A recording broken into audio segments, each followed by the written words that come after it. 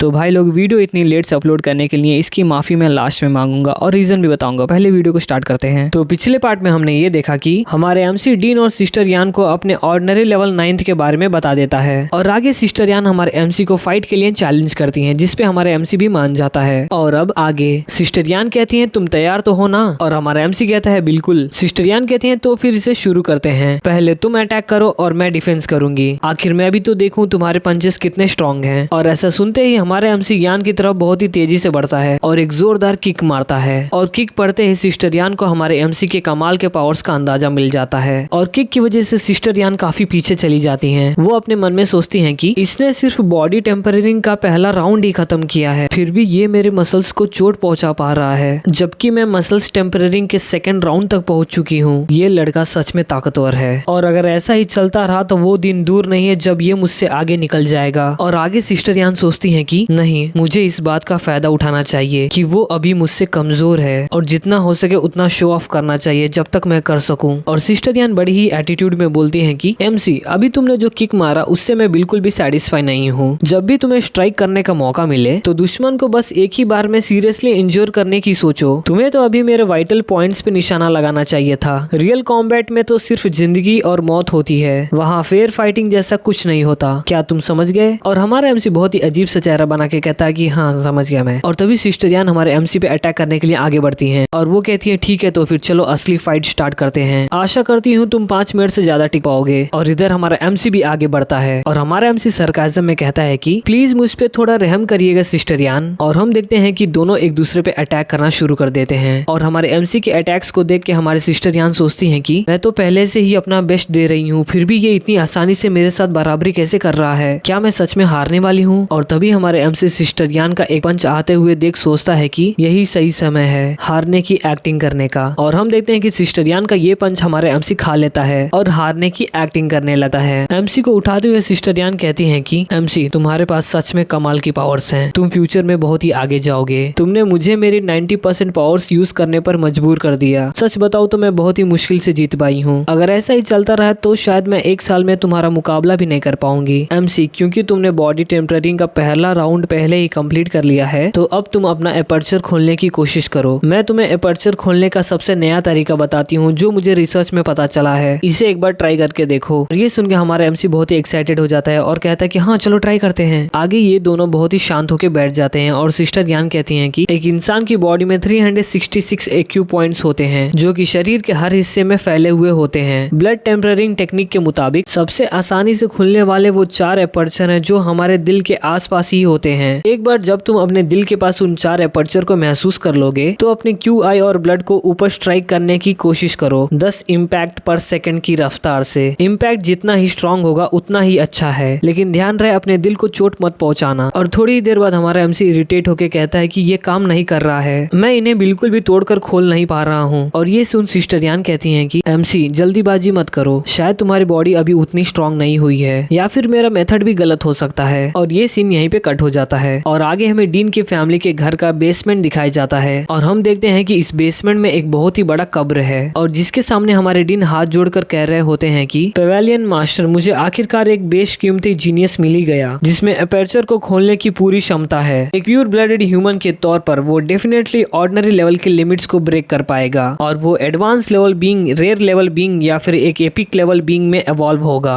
उस वक्त आप अपनी लाइफ सस्टेन करने के लिए हर दिन QI ब्लड की सप्लाई के लिए उस पर निर्भर हो सकते हैं। अब आपको इस छोटे से ताबूत में रहने की कोई जरूरत नहीं पड़ेगी। आपकी पावरफुल प्रोटेक्शन और सपोर्ट के साथ आप और वो जीनियस ट्रिवियन पेवेलियन को ऊपर ले जाएंगे और पूरी ह्यूमैनिटी को ऊपर उठाएंगे। और हम देखते हैं कि इतना कुछ कहने के बाद भी उस ताबूत में से कोई आवाज नहीं आता है और ये देख के डीन सोचते हैं कि इतने देर से कोई रेस्पॉन्स क्यों नहीं आया। और तभी उस ताबूत में से हम की आवाज आती है और आवाज सुन हमारे डीन सोचते हैं कि सिर्फ एक वर्ड का रिप्लाई देने में इतना टाइम लगाने का मतलब यही है कि उन्होंने पहले ही अपने दिन भर का पूरा एनर्जी यूज कर लिया है। और हमारे डीन वहाँ से जाने लगते हैं और वो जाते हुए सोचते हैं कि पेवेलियन मास्टर हर गुजरते दिन के साथ कमजोर होती जा रही हैं। मैं बस यही उम्मीद कर सकता हूँ कि यमसी उनके गिरने से पहले एडवांस लेवल बीम में इवॉल्व हो जाए। और ये सीन यहीं पे कट हो जाता है। आगे हम देखते हैं कि घर आके हमारे एमसी क्यूनान से कहता है कि मैं घर आ गया और मैंने सारे ग्रोसरीज भी ला दी और मैं जा रहा हूँ खाना बनाने। और हमारी क्यूनान कहती है कि यमसी मुझे तुमसे कुछ कहना है। आज सुबह मेरी मास्टर ने मेरे पास आकर कहा कि वो वो चाहती हैं कि मैं शेड्यूल से पहले ही जीन फ्यूजन करूं। उन्होंने कहा कि मुझे अजूरे जेलीफिश के जीन्स के साथ जीन फ्यूजन करना चाहिए क्योंकि ये अर्ली स्टेज में मुझे सूट करता है। और ये सुन के हमारा एमसी सोचता है कि अजूरे जेलीफिश वो तो एक लो लेवल का म्यूटेंट बीस्ट है जिसके adult average ordinary level 7th rank के होते हैं, लेकिन ताकतवर जेलीफिश किंग एडवांस लेवल तक इवॉल्व हो सकते हैं। इसकी सबसे बड़ी खूबी ये है कि इसकी मेंटल पावर उसकी लेवल के दूसरे म्यूटेंट बीस्ट से कहीं ज्यादा होती है, चाहे वो ऑर्डिनरी लेवल पर ही क्यों ना हो। वो थोड़ी सी मेंटल पावर का यूज करके ही दर्जनों क्यूबिक मीटर के समुद्र के पानी को कंट्रोल कर सकते हैं। आगे हमारा एमसी कहता है कि ये सुनने में तो बहुत ही बढ़िया लग रहा है, मुझे लगता है कि अजूरे जेलीफिश तुम पे सूट करेगा, बस अपने मास्टर की एडवाइस फॉलो कर लो। और जिसपे हमारी कुन्नान कहती है कि पर मेरी मास्टर ने कहा कि वो चाहती है कि मैं जेलीफिश किंग के जीन्स के साथ फ्यूज करूं, वो म्यूटेंट बीस्ट जिसका बायोलॉजिकल लेवल एडवांस लेवल पर है। मेरा शरीर अभी भी काफी कमजोर है, क्या होगा अगर मैं म्यूटेशन को हैंडल ना कर पाई और मैं पागल हो गई। और ये सुन के हमारा एमसी अपने मन में सोचता है कि अजूरे जेलीफिश जीन्स पहले से ही बहुत ही ज्यादा रेयर हैं। 10,000 में एक मिलने वाला जेलीफिश किंग वेरिएंट तो और भी ज्यादा अनोखा होगा। प्रिंसिपल तो बहुत ही ज्यादा दिलदार हैं, काश मेरे पास भी कोई इतना अच्छा मास्टर होता। और हमारा एमसी कुन्नान से कहता है कि चिंता मत करो, जेलीफिश टाइप म्यूटेंट बीस्ट की ह्यूमन के साथ कंपैटिबिलिटी नॉर्मली ही बहुत ज्यादा होती है और तुम्हारा जीन फ्यूजन कंपैटिबिलिटी तो 21% तक है। एक एडवांस लेवल म्यूटेंट बीस्ट के साथ जीन फ्यूजन करना तुम्हारे लिए काफी मैनेजेबल होगा, तुम चिंता मत करो, तुम्हारा म्यूटेशन बिल्कुल ही ठीक होगा। और इस पे हमारी कुन्नान कहती है कि इसका कोई साइड इफेक्ट तो नहीं होगा ना। और हमारा एमसी कहता है कि तुम बच्चे पैदा करने की क्षमता खो सकती हो और बाहर से थोड़ी म्यूटेंट बीस्ट की जैसी भी दिख सकती हो, पर तुमने तो पहले से ही अपने एग्स फ्रीज करवा दिए हैं ना। अगर तुम फ्यूचर में बच्चे चाहती हो तो तुम उनका इस्तेमाल कर सकती हो। जहाँ तक कि लुक्स में बदलाव की बात है, उन्हें छुपाया जा सकता है बस शरीर के अंदर के म्यूटेंट बीस्ट के जीन्स को नींद की हालत में डाल देने से। वैसे भी म्यूटेंट बीस्ट के ट्रेड्स असल में अपीयरेंस को और भी बेहतर बना देते हैं। तुमने cat ear girls, fox tail girls देखी ही होंगे, वो सब तो बहुत ही ज्यादा पॉपुलर हैं। और इस पे हमारी कुन्नान कहती है कि अब जब तुम ये सब बातें कर रहे हो तो मुझे ये सही लग रहा है। और अचानक से हमारी कुन्नान सोचती है कि अजूरे जेलीफिश किंग के जीन्स के साथ फ्यूज होने के बाद पता नहीं मेरे अंदर कैसे ट्रेड्स दिखेंगे, क्या मैं और भी ज्यादा सुंदर हो जाऊंगी। और कुन्नान कहती है कि देखो एमसी, क्या अजूरे जेलीफिश सुंदर है। और हमारा एमसी कुन्नान के करीब आके कहता है कि हाँ ये सुंदर तो है पर तुमसे सुंदर नहीं। और हमारी कुन्नान शर्माते हुए बोलती है कि तुम मीठी बातें करने में एक्सपर्ट हो। और आगे हमारी कुन्नान कहती है कि ये वीडियो मेरे मास्टर ने लिया था, वो अपने साथ कोई भी इक्विपमेंट नहीं ले गई थी, वो सिर्फ अपने बॉडी के साथ गहरे समंदर में 10,000 मीटर तक नीचे चली गई। और ऐसा करने के लिए पता नहीं उनकी बॉडी कितनी ज्यादा स्ट्रांग होगी। और इस पे हमारा एमसी कहता है कि मुझे तो लगता है वो कम से कम रेयर लेवल पर तो होंगी ही। और इस पे हमारी कुन्नान कहती है कि ये तो सच में काफी ज्यादा स्ट्रांग है, पता नहीं मैं फ्यूचर में रेयर लेवल तक पहुंच पाऊंगी या नहीं। और हमारा एमसी कहता है कि तुम बिल्कुल पहुंचोगी, तुम्हारी जीन फ्यूजन की कंपैटिबिलिटी 21% है, रेयर तो छोड़ो, मुझे तो लगता है तुम एपिक लेवल तक भी पहुंच सकती हो। और इस पे हमारी कुन्नान कहती है कि ये इतना सिंपल भी नहीं है, सिर्फ कंपैटिबिलिटी की बात नहीं है, ये फिजिकल कॉन्स्टिट्यूशन पर भी डिपेंड करता है और रेवोल्यूशनरी रिसोर्सेज भी मैटर करती हैं। और इस पे हमारा एमसी कहता है कि तुम्हारा कॉन्स्टिट्यूशन तो पहले से एक्स्ट्रा ऑर्डिनरी है, तुम तो नेचुरल तौर से ही वाटर से जुड़ी हुई हो। अगर तुम वाटर एट्रीब्यूट जीन फ्यूजन के रास्ते पे चलती हो तो तुम एक दिन अपनी मास्टर से भी आगे निकल जाओगी। और रिसोर्सेज की भी चिंता तुम मत करो, अब से मैं पैसे कमाने के लिए खूब मेहनत करूंगा, तुम्हें जो भी चाहिएगा मैं लेके आऊंगा। और इस पे हमारी कुन्नान एमसी के नजदीक आके कहती है कि तब तो मुझे अपने बिग शुगर डैडी को अच्छे से कंफर्ट करना चाहिए, ब्लैक या व्हाइट, मेरे शुगर डैडी को कौन सा कलर ज्यादा पसंद है। और हमारा एमसी कहता है कि दोनों ही चलेंगे, मुझे दोनों ही पसंद है, तो फिर मैं दोनों पैरों पे एक एक पहन लेती हूँ। और इस पे हमारा एमसी कहता है कि ये सुनने में थोड़ा अजीब है पर ठीक है। और ये सीन यहीं पे कट हो जाता है, पता नहीं इसी टाइम पे ये लोग क्यों कट करते हैं। आगे हम हमारे एमसी को देखते हैं, वो अपने मन में कहता है कि कुन्नान आज दोपहर के क्लास के लिए निकल गई है, मैं आज प्योर ह्यूमन रिसर्च इंस्टीट्यूट को स्किप कर रहा हूँ, आज घर पर अकेले ही ट्रेन करूंगा। और आगे हमारा एमसी सोचता है पहले थोड़ा सा न्यूज चेक कर लेते हैं। न्यूज में हमारे एमसी को पता चलता है कि हाल ही में शंघाई सिटी के कई इलाकों में रहस्यमयी अनजान पौधे दिखाई दिए गए हैं। ये हर तरह की वेराइटीज और अजीब शेप में हैं। बहुत सारे बॉटनिस्ट पहले ही वहाँ स्टडी करने के लिए पहुंच चुके हैं, क्योंकि ये अभी तक साफ नहीं है कि ये सारे पौधे खतरनाक हैं या नहीं। पब्लिक को ये सख्त सलाह दी जाती है कि गेंड मस्ती में इनके पास ना जाएं, ताकि किसी भी छोटे मोटे चोट या फिर मौत से बच सके। और ये देख के हमारा एमसी सोचता है कि ये मिस्टीरियस प्लांट्स तो बिल्कुल ही कुन्नान के सीनियर सिस्टर के फोटो के बैकग्राउंड के जैसे दिख रहे हैं, क्या ये ओरिजिनल लैंड के प्लांट्स हो सकते हैं? पर ओरिजिनल लैंड के प्लांट्स आखिर धरती पे कैसे आ सकते हैं? क्या ये डिवाइन प्लांट कल्ट हो सकता है? ये डिवाइन प्लांट कल्ट क्या है हमें शायद आगे पता चलेगा। आगे हमारा एमसी सोचता है कि हमने थोड़े दिन पहले ही रैट गॉड कल्ट का खात्मा किया था और अब एक और डिवाइन प्लांट कल्ट आ गया है। इन इंसानी गद्दारों को शायद कोई अंत ही नहीं है। मुझे अपनी स्ट्रेंथ जितनी जल्दी हो सके उतनी बढ़ा लेनी चाहिए। बॉडी टेम्परेचरिंग के सेकंड राउंड के बाद मेरा QI और ब्लड बहुत ही तेजी से खत्म हो रहा है, ये मुश्किल से ही पूरा हो रहा है। चलो देखते हैं कि मॉल में कोई ऐसा पिल है जो QI और ब्लड को जल्दी जल्दी रिस्टोर कर सके। ब्लड रेस्टोरेशन पिल काफी अच्छी लग रही हैं।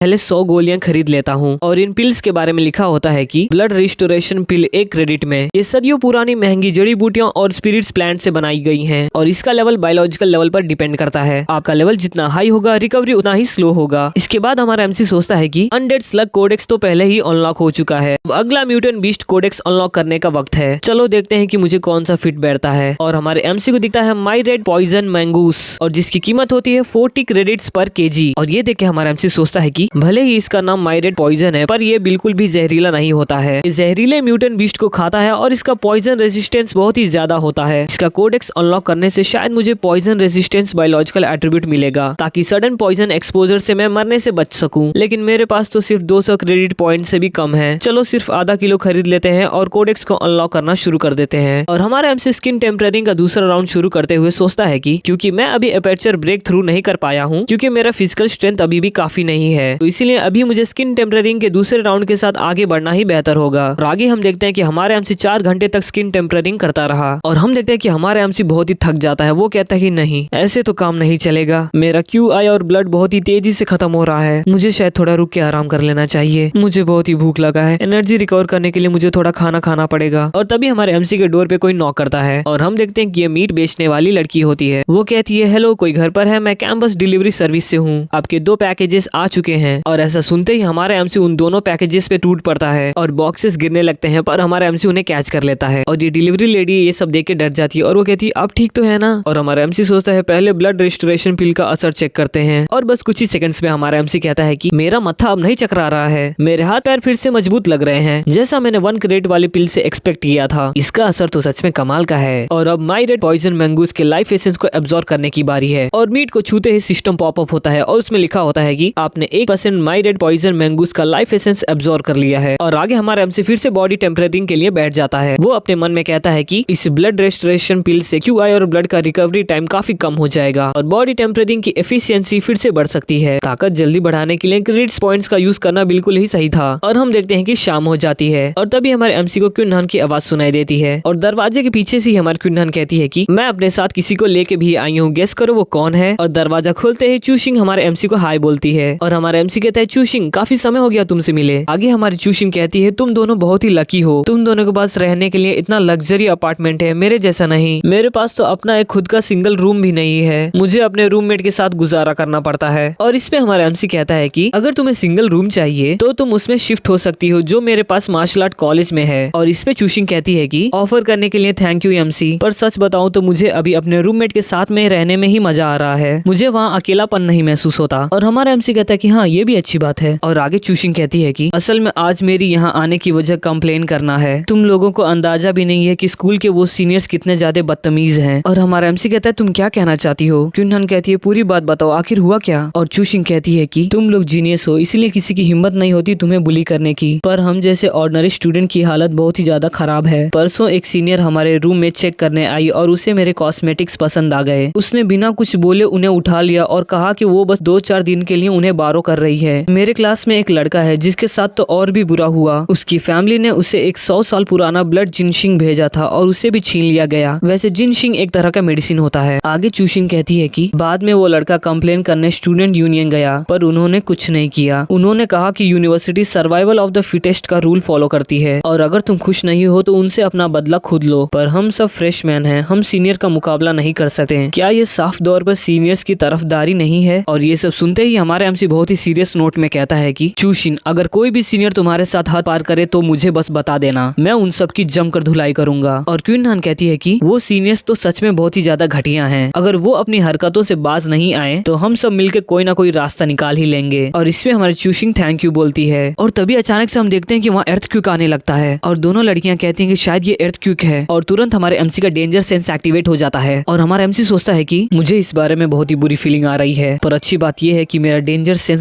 ज्यादा स्ट्रांगली रिएक्ट नहीं कर रहा है। और ये सीन यहीं पे कट हो जाता है। आगे हमें क्रो मैन और एक दूसरे मास्क मैन को दिखाया जाता है। ये व्हाइट सूट वाला बंदा कहता है कि मेरे लॉर्ड डिवाइन एनवी, इस साल मैं खुद को पुश करने वाला हूँ ताकि मैं एडवांस लेवल तक पहुँच सकूँ। मैं सोच रहा हूँ क्या आप मुझे थोड़े एवोल्यूशनरी रिसोर्सेस दे सकते हैं। और क्रो मास्क कहता है कि इस साल की तुम्हारी आउटस्टैंडिंग परफॉर्मेंस को देखते हुए मैं तुम्हें ये एन्चेंटिंग डीमन फ्लावर रिवॉर्ड में देता हूँ। इस फूल का असर बहुत ही ज्यादा पावरफुल होता है। जब तुम इसे कंज्यूम करो तो बेहतर होगा तुम्हारे साथ कोई औरत ना हो। और इस पे ये व्हाइट सूट वाला बंदा कहता है कि शुक्रिया मेरे lord divine envy. Shanghai university के इस साल के फ्रेशमैन में से एक मॉन्स्टर है जिसके पास कमाल की फिजिकल टैलेंट है। मैंने पहले से ही इंतजाम कर दिया है कि कोई उसे एडवांस लेवल डेमोनिक सीड खिला दे अगर हम उसे कल्ट में लाने में कामयाब हो गए। और तभी ये क्रो हैट कहता है कि वो इम्पोर्टेंट नहीं है, असली जीनियस तो ओरिजिन लैंड में है। और ये व्हाइट कोट वाला बंदा सोचता है कि तो क्या हुआ अगर ओरिजिन लैंड में ढेर सारे जीनियस हैं, मैं तो उनके आसपास भी नहीं आता हूँ। और वो व्हाइट कोट वाला बंदा कहता है कि मेरे lord divine envy, origin land से खबर आई है, वही नेक्सस पॉइंट मिल गया है और आइडेंटिकल बायोलॉजिकल कोऑर्डिनेट्स भी सेट कर दिए गए हैं। अब हमें चाहिए कि आप खुद वहां जाकर कनेक्शन एक्टिवेट करें। और क्रो हैट कहता कि हाँ मैं अब निकलता हूँ। और आगे ये व्हाइट कोट वाला बंदा किसी से फोन पे बात करता है। वो कहता है कि अगर तुमने 3 दिन के अंदर एमसी को वो एडवांस लेवल डेमोनिक सीड नहीं खिलाया तो मेरे पास तुम्हें रिप्लेस करने के अलावा और कोई भी रास्ता नहीं बचेगा। और कॉल के उधर से आवाज आती है कि आप निश्चिंत रहिए, हम 3 दिन के अंदर जरूर कामयाब होंगे।